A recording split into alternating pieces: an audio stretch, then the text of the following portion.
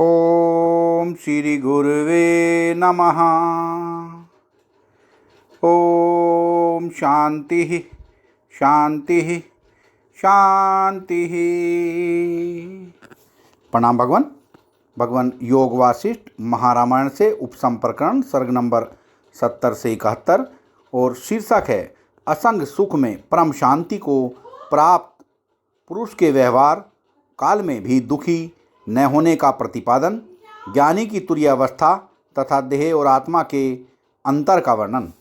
श्री वशिष्ठ जी कहते हैं, रघुनंदन, जो संसार में राग के अत्यंत अभाव से उत्पन्न निर्विशेष आनंद के अभ्यास से संलग्न हैं और जिनके अंतःकरण अत्यंत विशाल हैं, वे जीवन मुक्त महापुरुष चाहे व्यवहार करें पर वे सदा सर्वदा भय और शोक से रहित होकर ही स्थित रहते हैं।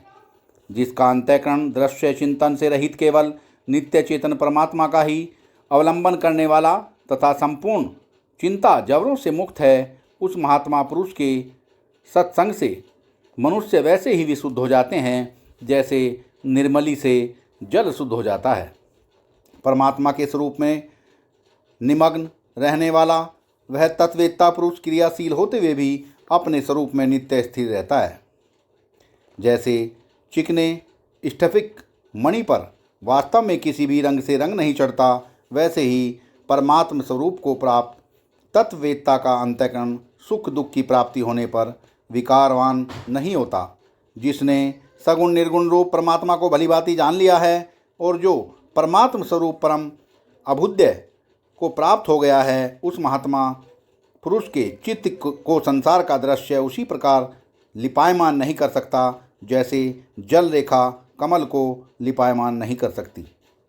जब यह जीवात्मा परमात्मा का ज्ञान प्राप्त कर समस्त कल्पनाओं के हेतुभूत मलों से रहित हुआ ध्यान अभाव दशा में भी परमात्मा के स्वरूप अनुभव में निमग्न रहता है, तब वह स्वशक्त अर्थात आत्माराम कहलाता है। आत्माराम होने से ही मनुष्य संसार में असंग भाव को प्राप्त करता है, क्योंकि आत्मा के ज्ञान से ही विषय आसक्ति का क्षय होता है। चित्त के विषय संबंधी वृत्तियों से रहित हो जाने पर क्षीण वृत्ति वाले अंतःकरण करणों की जो वासनाओं से रहित शांतिमयी स्थिति है, वही जागृत में सुषुप्ति के समान समाधि अवस्था कही जाती है। इस प्रकार अखंड समाधि अवस्था को प्राप्त मनुष्य व्यवहार करता हुआ भी सुख दुख रूपी रस्सों से बंधकर संसार की ओर कभी आकृष्ट नहीं होता, क्योंकि उसकी दृष्टि में संसार है ही नहीं। वाह भगवान वाह। जो पुरुष जागृत में ही परमात्मा में स्थित हुआ जगत के कार्यों को करता है, उस पुरुष को यंत्र की पुतली के समान सुख दुख का अनुभव नहीं होता। जो पूर्व से ही यानी साधना अवस्था से ही तीव्र वैराग्य के कारण अपेक्षा बुद्धि से कर्म करता है तथा जिसकी बुद्धि परमात्मा में ही स्थित है, वह मनुष्य जीवन मुक्त हो जाता है और फिर वह उन कर्मों के फलों से नहीं बनता। विवेकशील साधक को कर्मों का अनुष्ठान या परित्याग कुछ भी अच्छा नहीं लगता, किंतु जिन्होंने आत्म तत्व को जान लिया है, वे महात्मा तो जिस समय जो कुछ प्राप्त हो जाता है तद अनुसार न्याय युक्त जीवन यापन करते हुए स्थित रहते हैं। सांसारिक विषयों के संबंध से रहित सच्चिदानंद घन परमात्मा में भलीभांति स्थित परमात्मा प्राप्त पुरुष जो जो कर्म करता है, उसमें वस्तुतः उसका कर्तापना नहीं रहता। श्री राम यही अखंड समाधि अधिष्ठ रूप सुषुप्ति स्थिति अभ्यास योग से जब दृढ़ हो जाती है, तब तत्वज्ञ महात्माओं के द्वारा वह तुरीय स्थिति कही जाती है। जिसके अंतःकरण में समस्त विकार विनष्ट हो चुके हैं और जिसके मन का अत्यंत अभाव सा हो गया है, वह ज्ञानी महानुभाव विशुद्ध आनंदमय हो जाता है। उपर्युक्त अखंड समाधि में स्थित रहने वाला ज्ञानी अतिशय प्रसन्नता से परिपूर्ण और परम आनंद में निमग्न हुआ इस जगत के व्यवहार को सदा लीला की ज्यों देखता रहता है। श्री राम जिसके शोक भय एवं सांसारिक क्लेश सदा के लिए निवृत्त हो गए हैं तथा जो संसारी रूप भ्रम से रहित है, वह तुरीय अवस्था में सदा सर्वदा स्थित आत्मज्ञानी फिर इस संसार चक्र में कभी नहीं गिरता। जैसे आकाश मार्ग वायुओं के लिए गम्य है, वैसे ही दूर से भी अति दूर परम पद विदेह मुक्त पुरुषों के लिए अनुभवगम्य है। परमात्मा में निमग्न ज्ञानी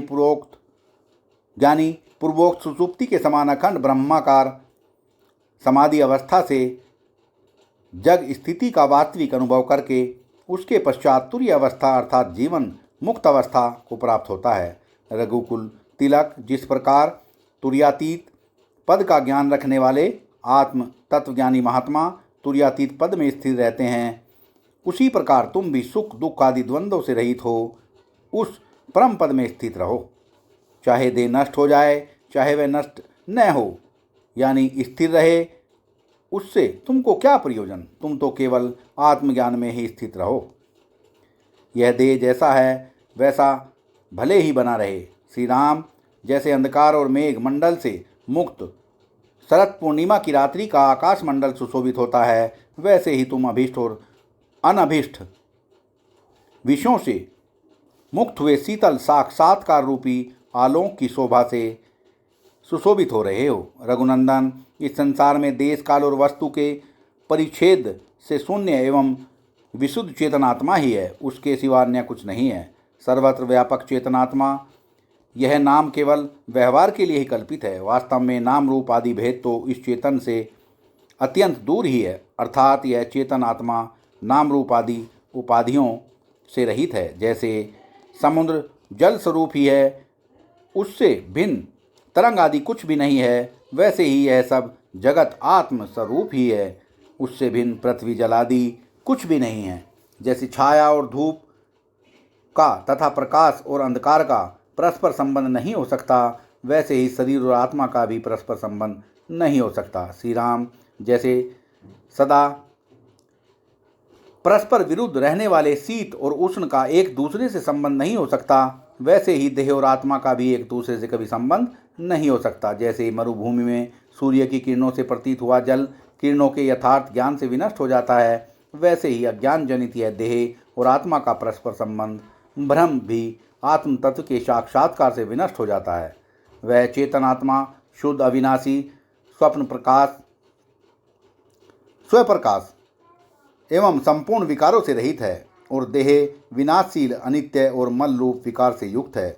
ऐसी स्थिति में अत्यंत अंतर होने के कारण आत्मा का शरीर के साथ संबंध कैसे हो सकता है? प्राणवायु से बलवान होकर ही शरीर स्पंद को प्राप्त करता है, इसलिए आत्मा के साथ किंचित भी शरीर का संबंध नहीं है। श्रेष्ठ बुद्धि से संपन्न श्री राम जब द्वैत को मानने पर भी आत्मा के साथ पूर्वोक्त प्रणाली से देहादि का संबंध नहीं हो सकता, तब द्वैत की असिद्धि में तो इस प्रकार संबंध की कल्पना ही कैसे हो सकती है? जैसे परस्पर अत्यंत विरुद्ध प्रकाश और अंधकार का एक दूसरे से संबंध और सादृश्य नहीं हो सकता, वैसे ही परस्पर अत्यंत विरुद्ध आत्मा और शरीर का भी एक दूसरे से संबंध और सादृश्य नहीं हो सकता। जैसे शीत और उष्ण की एकता कहीं दिखलाई नहीं पड़ती, वैसे ही क्रम से जड़ और चेतन स्वरूप देह और आत्मा का भी संयोग नहीं हो सकता। अतः देह वायु प्राण से ही चलता है, उसी से उसका गमन आगमन है एवं देह की नाड़ियों में संचार करने वाले प्राण वायु से ही शब्द होता है। जिस प्रकार छिद्रयुक्त बांसों से वायु के गमन आगमन से शब्द उत्पन्न होते हैं, उसी प्रकार शरीर के कंठ रूप छिद्र से निकले हुए प्राणवायु से जब कंठ तालु आदि स्थान में जिह्वा आदि के द्वारा अभिघात से स्वर निकाले जाते हैं, तब कवर्ग चवर्ग टवर्ग तवर्ग आदि शब्द प्रकट होते हैं। यह बात प्रत्यक्ष सिद्ध है। शरीर रूपी स्थान को छोड़कर जहाँ चित्त रूपी पक्षी अपनी वासना के अनुसार जाता है, वहीं पर विचार करने पर आत्मा का अनुभव होता है। जहाँ पुष्प रहता है वहीं पर जैसे गंध ज्ञान रहता है, उसी प्रकार जहाँ चित्त रहता है वहीं पर आत्मा का ज्ञान होता है। जिस प्रकार सर्वत्र स्थित आकाश दर्पण में प्रतिबिंबित होता है, वैसे ही सर्वत्र स्थित आत्मा शुद्ध अंतःकरण में दिखलाई पड़ता है। जैसे पृथ्वी में नीचे का भाग जल का आश्रय स्थान होता है, उसी प्रकार अंतःकरण ही आत्मा के अनुभव का आश्रय स्थान है। महान बुद्धि वाले पुरुष कहते हैं कि संसार की उत्पत्ति में अविचार, अज्ञान और मूर्खता ही सारभूत है और यही अंतःकरण की उत्पत्ति हेतु है। रघुनंदन, जैसे प्रज्वलित दीपक से अंधकार का तक्षण ही नाश हो जाता है, वैसे ही नित्य सिद्ध आत्मा के यथार्थ ज्ञान से ही चित्त का तत्क्षण नाश हो जाता है। जैसे बंदर वन के एक वृक्ष को त्याग कर दूसरे वृक्ष पर चला जाता है, उसी प्रकार वासना के वशीभूत जीव कर्मानुसार एक शरीर को त्याग कर दूसरे शरीर में चला जाता है। श्री राम जिस शरीर में वह चला गया, उस शरीर को भी त्याग कर फिर दूसरे समय में अन्य विशाल देश के अंतर्गत दूसरे शरीर में चला जाता है। इस प्रकार जीवों के यथार्थ स्वरूप को आवर्त करके रहने वाली अपनी ही वंचक वासना जीवों को इधर उधर भटकाती रहती है। श्री राम वासना रूपी रज्जु में बंधे हुए जीव पहले से ही जीर्ण तो हैं ही, फिर भी वे पर्वत तुल्य जड़ शरीर में अत्यंत दुखपूर्वक आयु क्षीण कर रहे हैं। जिन्होंने जीर्ण से भी अधिक जीर्ण होकर दरिद्रता, रोग, वियोग आदि से उत्पन्न हुए दुखों का भार वहन किया है तथा जिनका जीवन अनेक योनियों में दुर्दशाग्रस्त परिणामों से जर्जर हो चुका है, वे जीव बारंबार अपने हृदय की दुर्वासनाओं से दीर्घ काल तक नरकों में निवास करते हैं। वाल्मीकि जी कहते हैं, भरद्वाज मुनिवर वशिष्ठ के ऐसा कहने पर जब दिन बीत गया, सूर्य भगवान अस्तांचल की ओर जाने लगे, तब सभा में उपस्थित सब लोग मुनि को प्रणाम करके सायंकालीन स्नान, संध्या, वंदना आदि नित्य कर्म करने के लिए चले गए और रात्रि बीत जाने पर दूसरे दिन सूर्य की किरणों के साथ ही पुनः सभा में उपस्थित हो गए। सत्संग को विराम देते हैं भगवान। प्रणाम भगवान।